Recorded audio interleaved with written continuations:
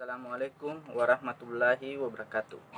Perkenalkan, nama saya Faradillah Saputra, mahasiswa Teknologi Pendidikan Angkatan 2017, NIM 1741041022.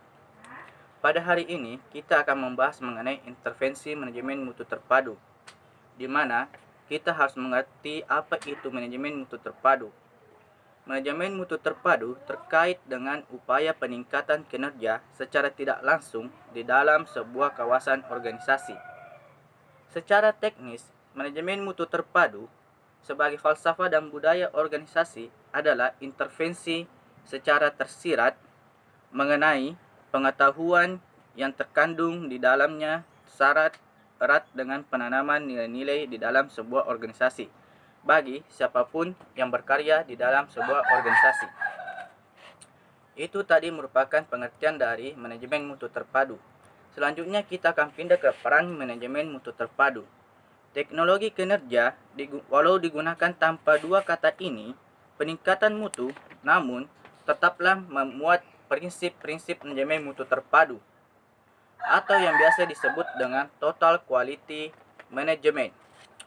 Patut kita ingat bahwa manajemen mutu terpadu sebenarnya adalah falsafah atau landasan pemikiran dalam suatu organisasi.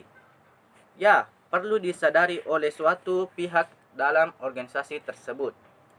Selanjutnya kita akan membahas mengenai prinsip Kaizen.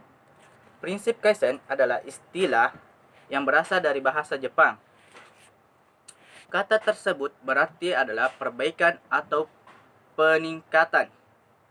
Kaizen yang digambarkan sebagai suatu payung memiliki dua sisi, yaitu sisi kiri dan sisi kanan, di mana sisi kiri prinsip Kaizen merupakan falsafah yang melandasi semangat dan perilaku bekerja, sedangkan sisi kanan prinsip Kaizen yaitu merupakan rangkaian teknik pelaksanaan manajemen mutu yang diterapkan di organisasi atau suatu perusahaan. Setelah kita mengerti mengenai prinsip Kaizen, selanjutnya kita pindah ke kaitan antara mutu dan jasa. Mutu dan manajemen mutu terpadu diterapkan untuk mengukur suatu nama, produk, atau jasa. Apakah memenuhi kriteria atau produk tersebut memenuhi patokan tertentu. Produk adalah suatu yang dihasilkan orang atau seorang dalam bentuk benda atau sesuatu yang berwujud. Tentu saja, benda atau produk tersebut diharapkan memiliki nilai jual tertentu yang memenuhi kepuasan pelanggan. Itu tadi pengertian mengenai produk. Selanjutnya kita pindah ke jasa. Adapun makna jasa atau servis itu lebih rumit. Jasa adalah suatu tugas atau pekerjaan yang dilakukan oleh seseorang atau atas permintaan seorang pelanggan dengan cara berinteraksi secara langsung antara keduanya. Adapun ciri-ciri dari jasa yaitu pertama, yaitu adanya interaksi secara langsung antara produsen dengan pelanggan. Ciri keduanya yaitu adanya keterkaitan atau ketepatan waktu antara penjual atau pemberi jasa dengan pelanggan. Itu tadi materi mengenai jasa. Selanjutnya kita pindah ke persepsi mutu.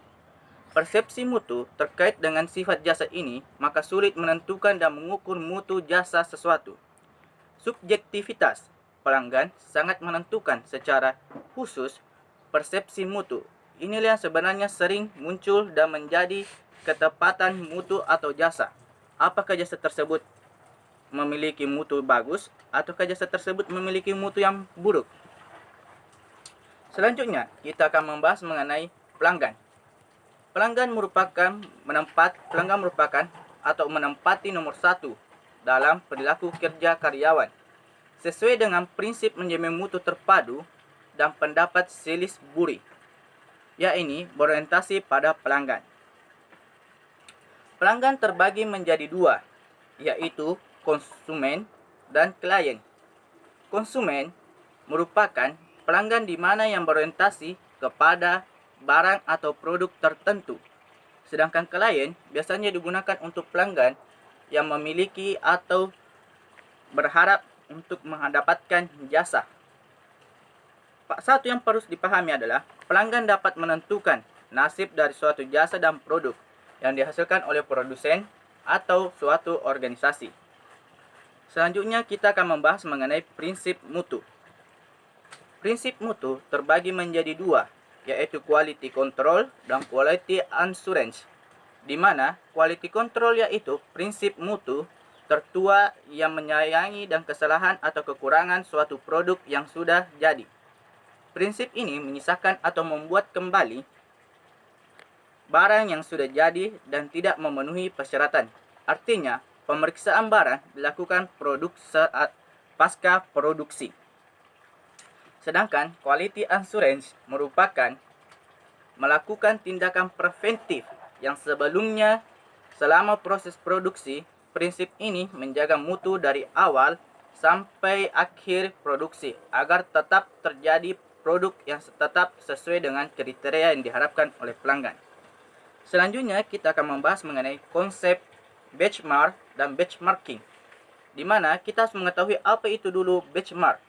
Kata benchmark dapat diartikan dalam bahasa Indonesia yaitu rujukan atau acuan. Secara teknis, suatu yang dapat dijadikan produk terbaik atau acuan atau organisasi terbaik dengan syarat-syarat tertentu.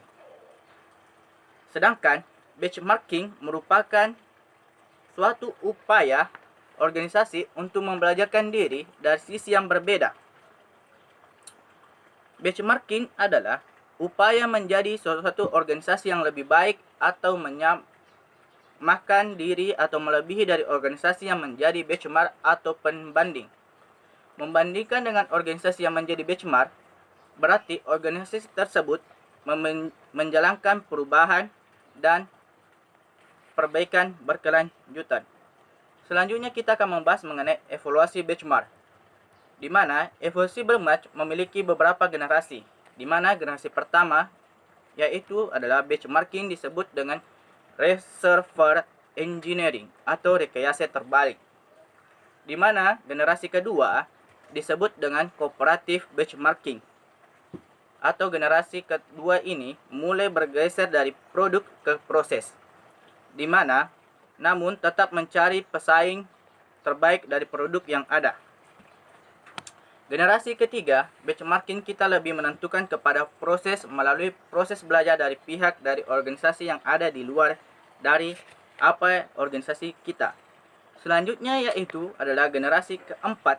Generasi benchmarking keempat berorientasi atau bergeser ke arah akademis, yaitu menggunakan atau menerapkan prinsip evaluasi sistemik. Selanjutnya yaitu adalah generasi kelima. Generasi kelima, benchmarking mengarah kepada konsep globalisasi, di mana dengan pengaruh dari kemajuan teknologi dan internet. Selanjutnya yaitu adalah generasi keenam. Generasi keenam dari benchmarking adalah untuk proses belajar dari organisasi mengkaji produk atau jasa yang lebih baik, melebihi atau serangkaian peningkatan kompetensi dan kreativitas karyawan untuk melakukan atau menghasilkan produk yang sudah terbaik. Selanjutnya yaitu adalah generasi seterusnya. Generasi seterusnya oleh Kartoff dan Osborne dalam tahun 1995 sebagai benchmarking yang bertujuan menciptakan suatu organisasi belajar demi untuk menciptakan produk atau jasa terbaik yang dapat ditampilkan dan diterima dan pelanggan atau klien. Itu tadi materi mengenai generasi-generasi pada benchmarking. Kita akan membahas mengenai kategori benchmarking, yaitu di mana kategori benchmarking memiliki 3 kategori. Yang pertama yaitu adalah metric benchmarking, yang kedua adalah proses benchmarking, yang ketiga adalah diagnostic benchmarking. Pertama kita bahas kategori pertama, yaitu metric benchmarking, di mana dilaksanakan dengan membandingkan antara data kinerja yang dianggap sama-sama penting dengan data yang relevan. Selanjutnya adalah konsep kedua atau kategori kedua, yaitu proses benchmarking. Benchmarking proses ini membandingkan secara mendalam atau mengkhusus hal-hal yang tertentu dengan beberapa organisasi sebagai pembanding atau benchmark. Selanjutnya itu ada kategori ketiga. Kategori ketiga yaitu diagnostic benchmarking. Teknik ini menggabungkan baik teknik metrik maupun dengan proses benchmarking atau benchmarking proses, di mana mengingat dan mendeteksi serta menemukan yang baru dan yang perlu diperbaiki sesuai dengan rujukan yang sama, memerlukan pendalaman berdasarkan data dan proses yang berlangsung di suatu organisasi. Itu tadi materi mengenai kategori benchmarking. Selanjutnya kita pindah ke kategori fishbone atau kerangka ikan. Fishbone atau kerangka ikan ditemukan oleh Kaoru Isakawa, di mana kerangka ikan ini memiliki arti. 1. Kepala ikan. Kepala ikan memiliki arti mencerminkan dampak atau efek atau tujuan yang harus dicapai sebagai suatu kegiatan manajemen mutu terpadu. Yang kedua adalah rangka ikan menunjukkan rincian penyebab yang harus diselesaikan sebagai suatu masalah. Yang ketiga yaitu tulang-tulang ikan yang harus mencerminkan sub-sub masalah yang akan dibahas. Selanjutnya yaitu adalah selanjutnya yaitu adalah menunjukkan kegiatan teknis ataupun kegiatan teknis dari sub masalah, yang itu adalah merupakan bagian dari duri ikan. Selanjutnya kita akan membahas mengenai brainstorming.